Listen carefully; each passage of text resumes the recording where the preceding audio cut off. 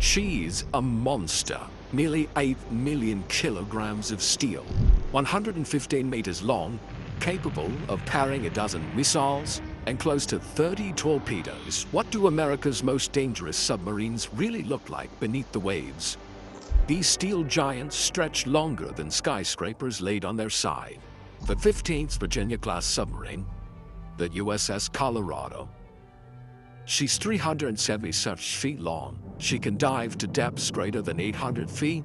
She can operate at speeds greater than 25 knots, armed with weapons powerful enough to wipe out continents. Some are hunters, some carry doomsday firepower. The Virginia-class is acoustically the stealthiest submarine that the U.S. Navy has ever produced. And one secret design is now taking shape that could change naval warfare forever. Stay tuned, because you'll want to see this.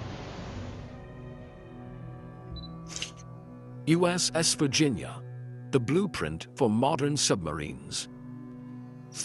USS Virginia is more than just a submarine. She's the trailblazer of the Virginia class, America's most modern line of fast attack boats.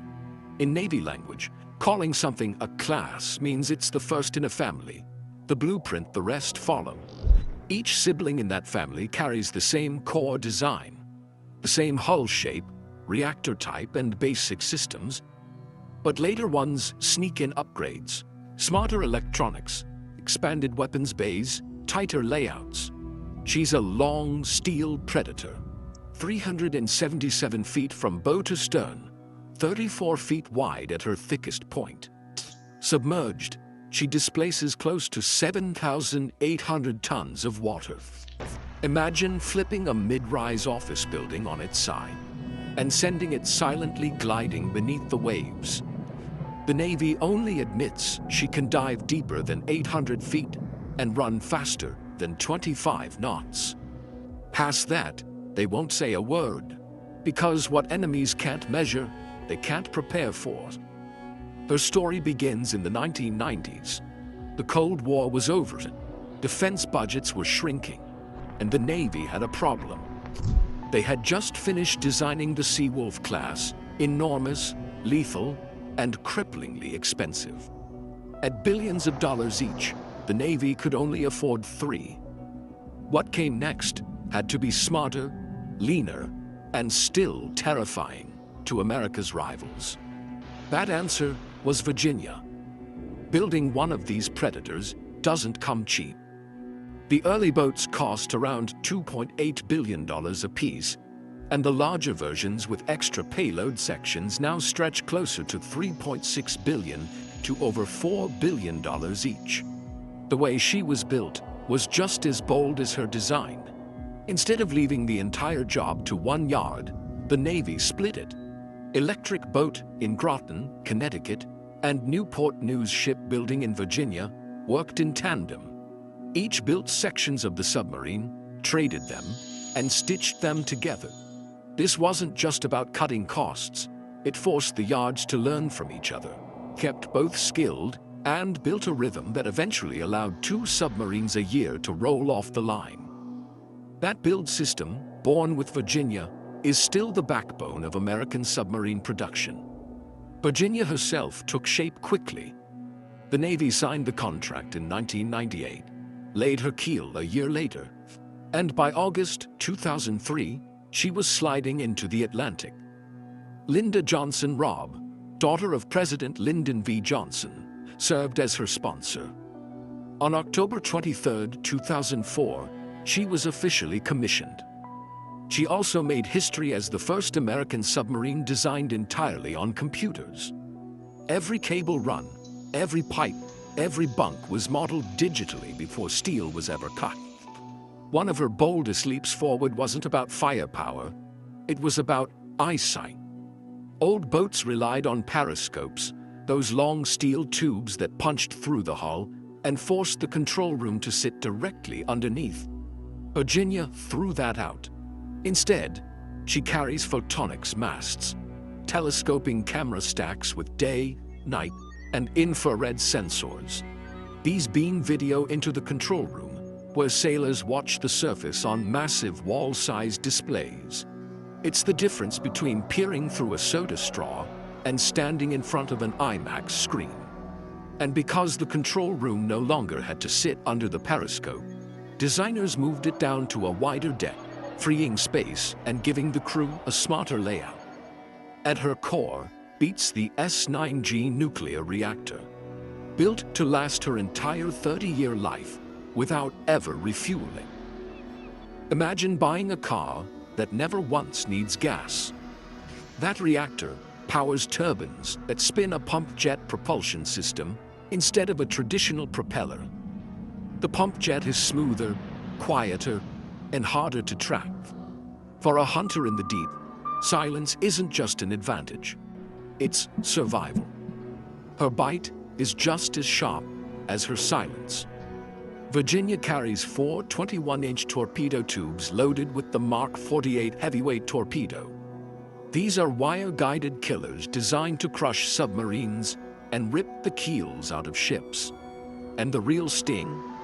The torpedoes are constantly upgraded with new software, making them smarter and deadlier without ever swapping the hardware. But Virginia wasn't built just for torpedoes. Flexibility was part of her DNA. As the first of the line, she carried 12 vertical launch tubes in her bow, each ready to fire a Tomahawk cruise missile. Tomahawks are long-range assassins, able to fly 1,000 miles, skim over terrain, and hit a single building with precision.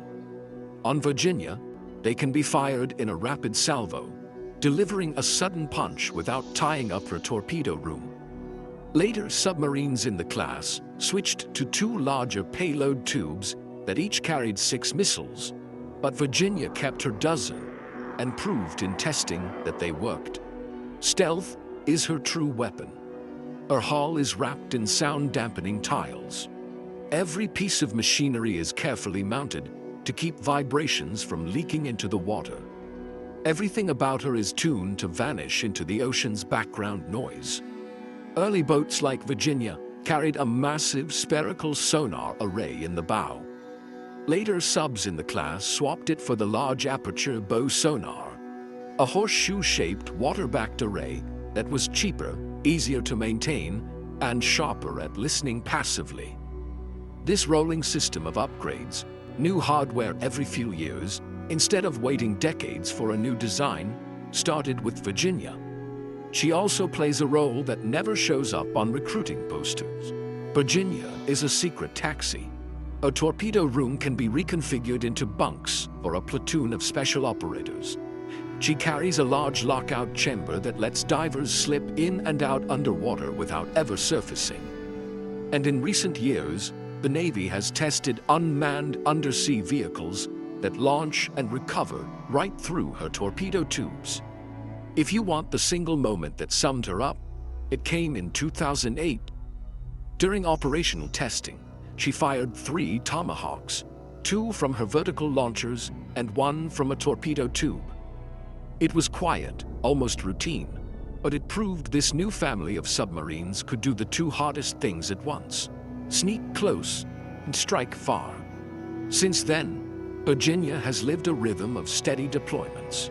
6 months out, 6 months home, sliding into the European theater, supporting national strategy, then returning to New London to modest pier-side applause. Life on board is its own balancing act. About 130 sailors run a machine that's equal parts nuclear reactor, weapons factory, and stealth lab. Space is always tight, but compared to older boats, Virginia feels almost roomy.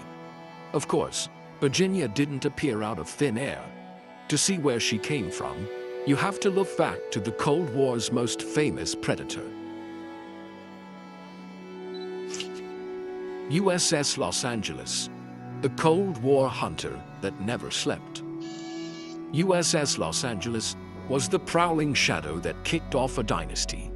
SSN-6-88, the lead boat of what became the legendary Los Angeles class, was the first of a family that would dominate the U.S. Navy's fast attack fleet for decades.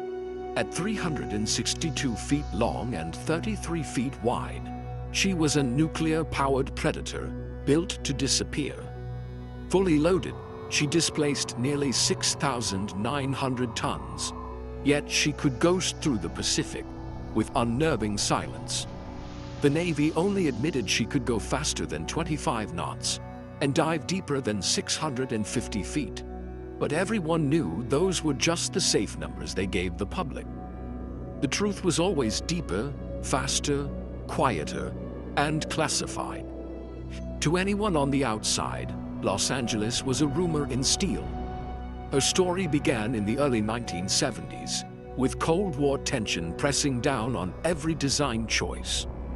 The contract was signed, her keel laid at Newport News in January 1972, launched in April 1974, and commissioned on November 13, 1976. For her time, Los Angeles was a staggering investment. About $900 million in the early 90s, which works out to nearly $1.9 billion today. Barely months after she entered service, she was already making history. On May 27, 1977, President Jimmy Carter, himself a former submariner, sailed with her alongside Admiral Hyman Rickover, the father of the nuclear navy. Beneath her skin beat the S-6G reactor, a pressurized water plant that turned steam into electricity and propulsion. Exact performance was secret, but it gave her something unmatched at the time: endurance. Nuclear power meant she could stay at sea for months, only limited by food and the stamina of her crew. A diesel submarine always had to think about fuel. Los Angeles never did. At freedom, loitering on the far side of the ocean, sprinting when sonar picked up something suspicious, or vanishing when enemies searched, was game-changing. Her weapons fit the role. 4 21-inch torpedo tubes gave her the punch of the Mark 48 heavyweight torpedo. At first, Los Angeles didn't have vertical launch tubes for missiles. That came later. But even in her earliest days, she could fire Tomahawk cruise missiles through her tubes, turning from submarine hunter to land attack sniper in the span of minutes. Later sisters in the class, the Flight 2 and 688I boats, added 12 dedicated vertical launch cells. But the lead ship proved you didn't need them to make a difference.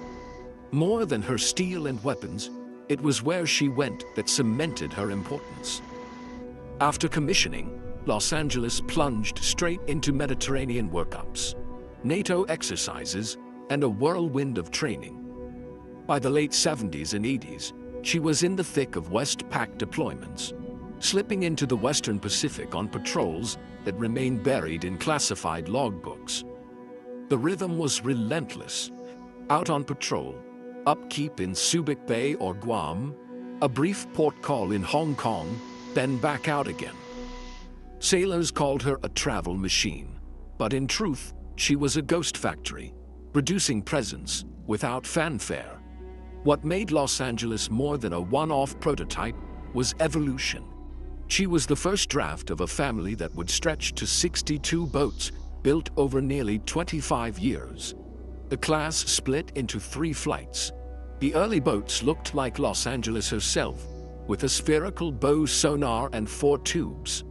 The middle batch introduced vertical launch cells. The final 23, the 688UI boats, were quieter, tougher under the ice, and carried upgraded combat brains. That rolling improvement kept the design alive long past what anyone expected, and made it the backbone of the Navy's fast attack force. Inside, life aboard Los Angeles was all business. Before the age of photonics masts and massive flat panel displays, crews worked with periscopes, consoles, and endless teamwork. The fire control party worked in whispers. Sonar operators strained to pull a single faint sound out of ocean static. Navigators threaded black water with nothing but charts and math. It was cramped, hot, and efficient. And for those who served, It was addictively purposeful, a life where every task mattered because mistakes couldn't be undone. Even her name mattered. Submarines used to be named after fish, but the Los Angeles class broke that rule and took the names of American cities instead. Naming subs after cities made people pay attention. It meant parades, sponsors, and hometown pride, with communities invested in their submarine. Much of what Los Angeles actually did will never be unsealed. But the breadcrumbs sketch out a career that stretched from Cold War cat-and-mouse games to post-9/11 patrols. She trained crews. She taught the Navy how to wring every ounce of performance from the class. She shifted seamlessly from tracking Soviet submarines to missions focused on land attack, intelligence collection, and supporting special operations. She did it all for over 30 years, a long time to remain sharp in a world that changes quickly. Like every submarine, she carried traditions. In 2007, as the oldest attack boat in the Pacific, she became guardian of Rear Admiral Richard O'Kane's cribbage board. O'Kane, a Medal of Honor hero and skipper of USS Tang, had left behind that board as a good luck charm. The rule was simple. The oldest sub in service kept it until she retired, then passed it on. Los Angeles took it to sea, and when her time came, she handed it to USS Bremerton. It was just a small wooden board, but it carried decades of pride and memory. By 2010, her career was coming to a close. The Navy held a farewell ceremony at Pearl Harbor in January before sending her north to Puget Sound for inactivation. She made a final visit to her namesake city, then entered the careful process of shutting down a nuclear submarine, removing fuel, dismantling systems, recycling steel. She was officially decommissioned in February 2011, and by the next year, she was gone, cut apart and melted down. Her metal turned to civilian use. But the class she started is still out there. Submarines like San Juan, Helena, Charlotte, Key West, and many others still slip under the waves from Norfolk, San Diego, Pearl Harbor, and Guam. Yet even a predator like Los Angeles pales next to the submarine that carries America's ultimate insurance policy. USS District of Columbia, America's silent doomsday machine. Think of a steel ghost, half the length of the Empire State Building, sliding away from a pier and sinking beneath the waves until the ocean swallows her whole. No splash, no trace, just gone. That will be the USS District of Columbia, the first of America's new Columbia-class ballistic missile submarines. She isn't built to chase headlines or duel other ships. She's built to disappear, and in her silence sits the power to end civilization. That's the point. As long as she exists, no rival will gamble on pushing the button first. She's huge, about 560 feet long and 43 feet wide. Submerged, she displaces more than 20,000 tons, bigger than the Ohio class she's replacing. That kind of steel ghost doesn't come cheap. The lead boat alone is tagged at roughly $18.1 billion, while the follow-on submarines are expected to average about $11.4 billion each. When she finally sails, Columbia will be the biggest submarine the United States has ever built. But she carries fewer missile tubes, 16, compared to the Ohio's 24. That sounds like a downgrade until you look closer. Every inch of her is optimized. Every tube paired with electronics, sonar, and propulsion systems tuned from day one for silence. Columbia isn't about carrying more, it's about carrying smarter. At her core is a nuclear engine built to outlast her. The S-1B reactor is designed to power the sub for her entire 40-plus year service life, without ever cracking the hull open for a midlife refueling. The old Ohios had to come home after 20 years for a refuel that sidelined them for years. The power plant ties into something America has never fielded on a boomer before: an integrated electric drive.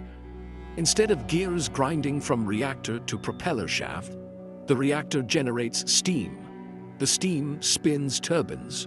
The turbines feed electricity into a massive motor, and that motor quietly turns the pump jet propulsor at the stern. Fewer moving parts, less noise, less to break. The ocean is full of sound: currents, storms, whales. But Columbia has been engineered, so her voice disappears into that background. And then comes the missile farm. In the belly of the ship sits 16 launch tubes, each the size of a small silo. They're built in modular blocks called quad packs. 4 tubes per block, bolted into the hull like puzzle pieces. It's not just an American trick. Britain's new dreadnought submarines use the exact same system. For the first time in modern history, the US and UK will share the same missile compartment architecture. Each tube holds a Trident 2D5 missile, the workhorse of America's sea-based arsenal. Over the next decade, the fleet will move to an upgraded D5LE2 version. An overhaul that keeps Trident relevant into the 2080s. New guidance, new electronics, hardened brains. The whole system refreshed so that, as long as Columbia sails, the missiles she carries will remain the most credible second strike weapon on Earth. That is the essence of deterrence. Knowing that even if someone lands a first punch, the answer that comes back will erase their map. Her weapons outside the missiles stay simple. She still carries 21-inch torpedo tubes for Mark 48 heavyweight torpedoes. They're not for picking fights, they're insurance. Columbia's stealth doesn't stop with her reactor or her missiles. Her sensors and control surfaces are built to sharpen her invisibility. In the bow sits a massive, large-aperture sonar array, derived from the Virginias, but even larger, tuned for listening instead of broadcasting. At the stern, she carries an X-shaped rudder system instead of the old cross. 4 fins canted in an X give finer control when the boat creeps at low speeds, perfect for sliding quietly off a coastline or trimming into depth before vanishing on patrol. That gives better balance for a machine that weighs more than 2 billion pounds. Life inside is a relentless routine. About 155 sailors per crew, split into the blue and gold teams, so one crew trains while the other patrols. Inside, there are stacked bunks, mess decks that serve food around the clock, a gym squeezed into a room the size of a storage closet, and constant drills. And here's the brutal truth. The District of Columbia doesn't even exist as a finished submarine yet. Her keel was laid in 2022. Right now, she's still a collection of giant steel sections under cranes at electric boat shipyards in Connecticut and Rhode Island. Commissioning isn't expected until around 2030. Construction has hit snags, workforce shortages, supply chain tangles, the sheer pain of building a first-in-class nuclear machine. The Navy has admitted the schedule has slipped by a year or more, but the stakes won't let them miss the finish line. The first Ohios start retiring in 2027. By the early 2030s, Columbia has to be on patrol, or America risks a gap in its nuclear shield. This massive project is too much for one yard alone. General Dynamics Electric Boat leads, but Huntington Ingalls Newport News Yard is a full partner. Sections of the submarine are built in both places, then joined like puzzle pieces in Connecticut. It's the same 2-yard dance that matured on Virginia-class attack subs, scaled up to a monster. Columbia may be the giant of today, but the Navy is already drawing up something new, something faster, quieter, and even more lethal. SSNX, the future apex predator of the deep. Think of the ocean as a chessboard stretched across the entire planet. On that board, the most dangerous pieces don't sit in plain sight. They glide silently under thousands of feet of water, hidden, patient, waiting. The Navy's next great piece in that game has a name both plain and mysterious: SSNX. In Navy language, SSN is the tag for a nuclear-powered fast attack submarine, the hunter-killers of the fleet. The X isn't a flourish. It literally means the design hasn't been nailed down yet, but the intent is crystal clear. SSNX isn't about incremental tweaks. It's about building the apex predator of the deep, the boat that can outrun, outfight, outsense, and outlast anything a rival navy can throw into the water. The Navy calls its requirement ocean superiority. That's a loaded phrase. It means this isn't just about coastal stalking or sneaking around in the shallows like we sometimes imagine. This is about blue water, the open ocean far from home, where the most serious adversaries operate.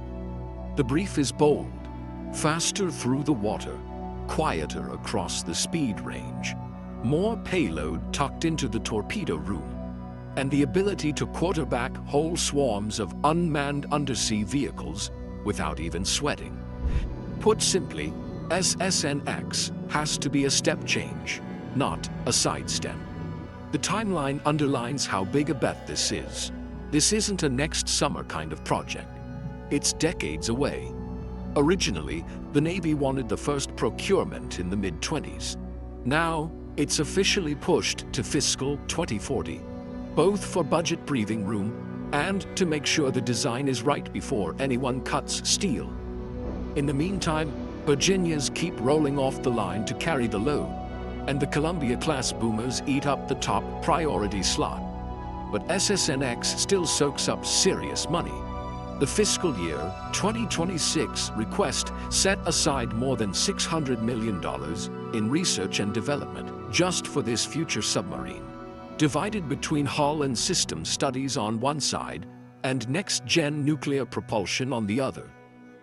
This is the slow, expensive homework phase, the unglamorous work of running tank tests, crunching acoustic models, and trading volume against silence until the numbers line up. Ask any sailor what they want in the next attack boat, and the answer is Seawolf's speed and payload, Virginia's stealth and sensors, Columbia's life of ship reactor availability. Put those three together, and you get the silhouette of the requirement. A boat that can sprint without screaming, stalk without being heard, hit harder with more weapons and more robots in the torpedo room, and stay at sea longer with fewer interruptions. That combination pushes displacement upward, because quiet takes space. The more you isolate machinery, the more room you need. The bigger the sonar arrays, the more volume you eat. Analysts watching the trade studies expect SSNX to be larger than Virginia, and maybe even larger than Seawolf, north of 10,000 tons submerged, if the Navy's ambitions survive contact with reality. This won't just be another torpedo and tomahawk hauler. The real revolution is in what the Navy calls horizontal payload. The torpedo room. That's the flexible bay you reconfigure when the mission changes. In SSNX, it won't just be racks of torpedoes and missiles. It'll also be interfaces and cradle space for unmanned undersea vehicles, distributed sensors, long-range drones, and whatever else the job calls for. The vision is simple, but radical. One patrol, you're stacked with torpedoes and mines. The next, you're babysitting a team of robotic scouts, launching and recovering them through your tubes, feeding them power and data, then pulling their eyes and ears back into your combat system. The submarine becomes not just a hunter, but the quiet nerve center of a messy, distributed undersea network. That leads straight to the buzzword that actually matters: decision superiority. This means know what's happening faster, and act smarter than the other guy. Anyone who's ever sat in a control room will tell you the hardest calls often hinge on faint, ambiguous contacts. A whisper of a line on the sonar waterfall. Is it a merchant ship hundreds of miles away? Or is it a rival attack sub close enough to ruin your day? SSNX is being designed to chew through more raw information, fuse it cleanly, and serve it up in a way that lets humans make better decisions under pressure. More sensors, better computing, displays that actually give clarity instead of clutter. Of course, ambition always collides with money. The Navy's own planning numbers peg each SSNX at around $7.1 billion apiece. The Congressional Budget Office, more cautious, pushes that closer to $8.7 billion. Either way, you're talking about a boat that costs more than a Virginia, with a payload module, but less than a Columbia-class boomer. It's tempting to picture futuristic doodads, hypersonic this, laser that, but the real breakthroughs are quieter, literally. Hull forms that slice through water with fewer whispers at both low and high speeds. Machinery isolation so refined, you can hear the difference just walking across a compartment. Power distribution that doesn't broadcast a signature to anyone listening. And combat systems whose software can be upgraded like a smartphone without ripping apart steel. These are the boring, invisible kinds of excellence that keep a submarine hidden when it has to sprint across an ocean, or slide out of shallow water at periscope depth, or loiter for days in an area where the environment itself wants to give you away. One debate flickers in the background: nuclear fuel. Some argue for low-enriched uranium reactors for non-proliferation optics. The Navy's answer is a firm no. The performance hit, the redesign cost, the delays, none of it pays off militarily. SSNX will stick with highly enriched fuel that lasts the life of the boat. The same philosophy driving Columbia. The payoff is simple freedom. Freedom from midlife refueling overhauls. Freedom to plan patrols without yard periods looming. Freedom to keep pressure on the far side of the world without pause. Adversaries aren't sitting still. Russia is still building advanced attack submarines. China has grown its undersea fleet at a pace that stunned planners a decade ago. Both are pouring money into long-range sensors and anti-submarine weapons designed to shrink the ocean for American boats. The US answer isn't to build more hulls than they do, but to leap ahead in capability, to make SSNX so quiet, so versatile, and so effective that no rival commander would dare take the gamble. Thanks for watching. Now check out the videos popping up on screen for more unbelievable stories.